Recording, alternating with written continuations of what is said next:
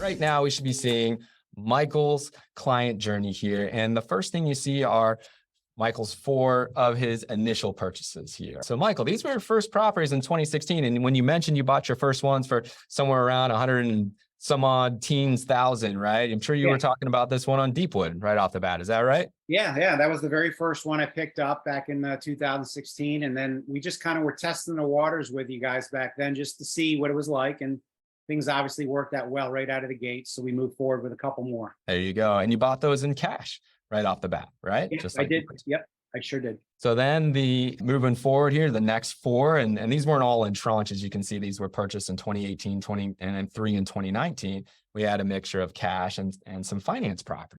Yeah, I think I got five of them in 2019, I believe. Oh, is that what it was? Okay. Yeah. Why'd you incorporate the financing at that point? Because at that time I had, being in the industry that I was in, I got approached from one of my former friends who was working at Sprint with me that got a new job, and he asked if I wanted to go work there. And I said, hey, why not? So I said, let me go try my hand at a new company. I started working there.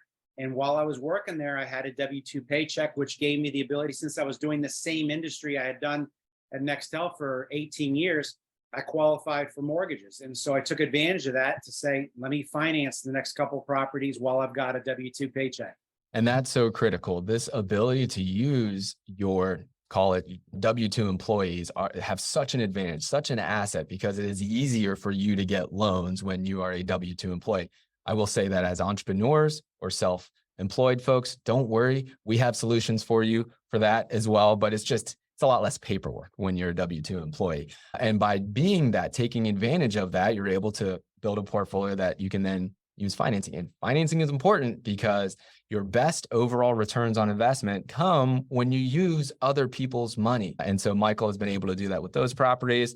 And really, there were three additional ones that, like you said, 5 in 2019 that you purchased, and three of the last four ones were financing as well. The last one's been in cash. Why'd you revert back to cash? I happened to have accumulated so much cash through all that income, and I was still working, and I figured I'd put it to work. And also, that was a time that we decided that the company I was working for at the time, I could sense things were not going right. And Ann said to me, look, if it's not working out, you don't have to work. And that was the blessing that we had, was I was working because I wanted to work, not because I had to. And so we decided that property with the rental income was going to give us that additional cash flow on a yearly basis. So we took advantage of it. Incredible, my friend. A cash rental property investment is just like a bond with upside. It's just like a bond with upside, right? And if you're looking for a place to store cash, maybe you're not sure about your job. Maybe you're not sure about some other investment. There aren't other asset classes that are as consistent as rental properties. So that's that bond component, that safety, security kind of component. Bonds historically will perform at maybe like a 4% yield or somewhere around there, maybe 5%. Well, guess what? Rental properties perform when you buy them in cash, it's like 4%, maybe 5%, somewhere around there. So it's like a bond, right? It's consistent income, except real estate, rental properties have upside,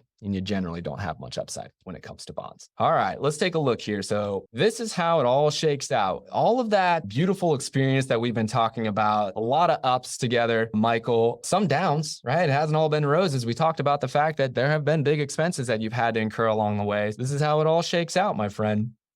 $283,000 in net rental income that we've been able to generate for you and Ann and for your family since 2016. How's that change your life, man? Well, it's one of the categories. Like I said, we're doing some syndications. We have some other things as well, but this was the main asset that we were looking to grow. This was the reason I felt that we were able to pull the plug and decide, you know what, I want to spend time with my family. My mom's older and I get times with her. I've got a young daughter who's 13. And she's only gonna be 13 once. And so I figure I'm gonna spend as much time with the both of them as I can, because I can. Nothing more powerful than that for me. Folks may ask, why do I do what I do? Why do I love rental properties so much? I can tell you, it's not because of the property. I haven't seen one of my properties that I own in years, probably a decade.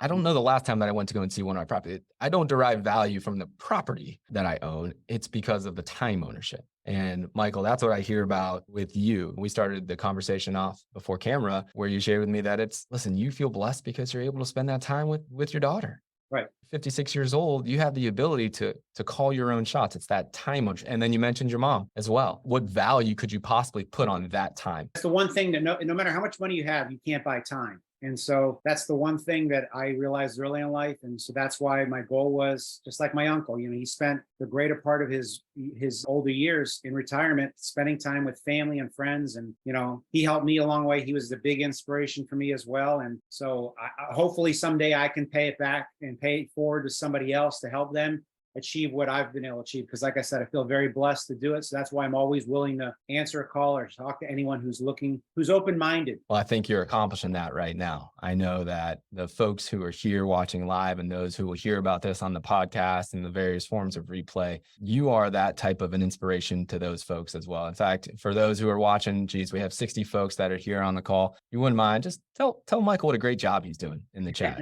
Give him some love. It's not easy to do this.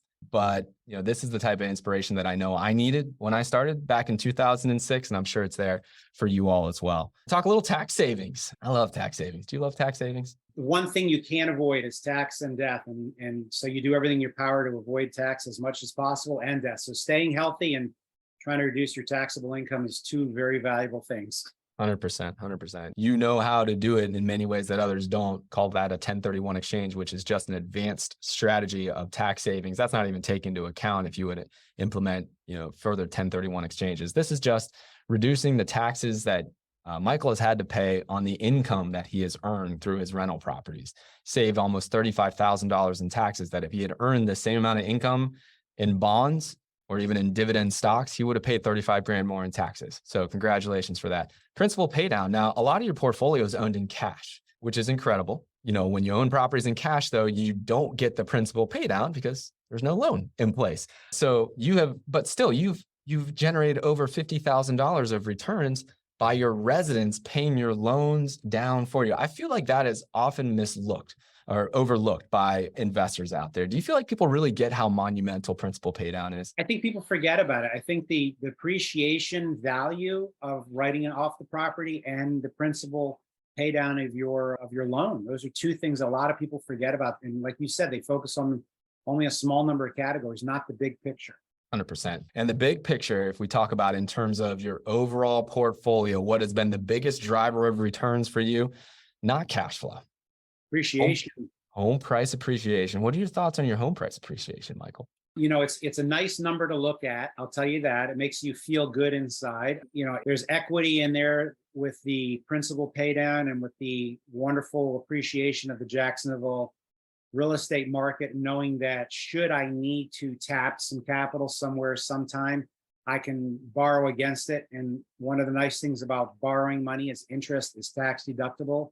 Yes, where if I owned stocks, I would have to sell them, which is a one-time taxable event, and it's gone. Yes, it is. Yes, it is. It's funny. And for those who are just listening on the podcast, $746,000 of home price appreciation for Michael. When I told Michael this before we got on camera, he said, "That's low, Greg. That's low." And he's right, actually. It is a lot more than that. What I do for the purposes of making sure that these numbers are real and that we're not going to poke any holes in them is that I actually take the real home price appreciation and I minus out the costs of what it would cost to sell that asset, right? Your real estate commissions and things like that. And so that number is actually much higher for really looking at home price appreciation. I lower it because I take those costs out. So $746,000 of home price appreciation, not getting into home total inflation hedging and inflation profiting.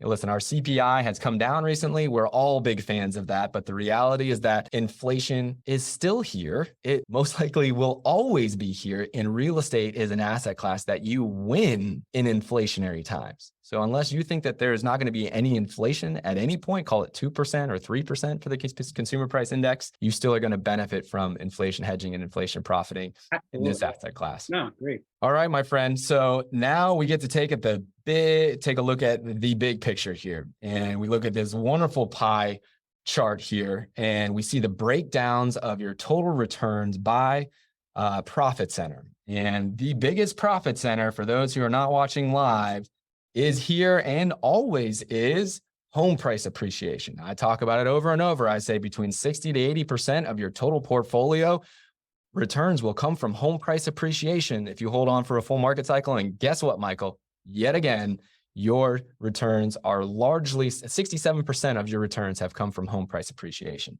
You have 25% that came from rental income. That's a little bit higher than what I would say our normal client is, specifically because you invested in cash, and the majority of clients invest with financing. Tax savings is nice, 3% of your overall portfolio, and principal pay down, a nice bump as well, a little bit over 4%. So when you look at this over and over and over again, new investors out there, even experienced investors, when you see this week over week in the Not Your Average Investor show, you should make your decisions in according with how these pie charts are going to look for you 10 years down the road, just like it's looking for Michael. And what that means is focus on a growth market, because home price appreciation will be the biggest driver of your returns if you do this right, like Michael. Speaking of doing it right, Michael, you started with initial investments with JWB of over almost $1.2 million. That's how much you trusted us. You gave us $1.2 million. You said, treat my money well and treat me well. And I'm happy to say that we've been able to do that to you and for you. Your total JWB portfolio returns, including all these profit centers, is $1,079,862 for a total portfolio value of over $2.2 million. And your money has returned 18.6% return on investment year over year over year for the past 8 years. Michael, congratulations. And the question I always ask folks is, how has this changed your life? It's given me the ability to live the life I want to live when I want to live it. And, I think, like I said earlier, is if I want to go get a job at Home Depot, just keeping myself busy, I can do it. If I want to jump back in the corporate world, I can do it. It gives you a little bit of freedom. And, starting early is the key. Anyone that's in their 30s right now and you're making really good money, start investing as much as you can in real estate. It's not the cash flow. It's getting to a magic number of assets that will pay off when you're older. Well said, my friend. Well said. It's funny. We've been having the same conversation that we had in 2016. We've been having it since 2016. It's 2023. And guess what? Those same principles that you and I both espouse have worked and will continue to work. So thank you so much for being here. Big thank you to everybody in the audience here. Again, if you want to be like Michael, if you want to be like JWB, if you want to be like Jen and Lee and Drew Barnhill and Sachi Singh and the clients, the success stories you hear over and over and over again, one constant theme is you got to find a team that you believe in and you got to take action.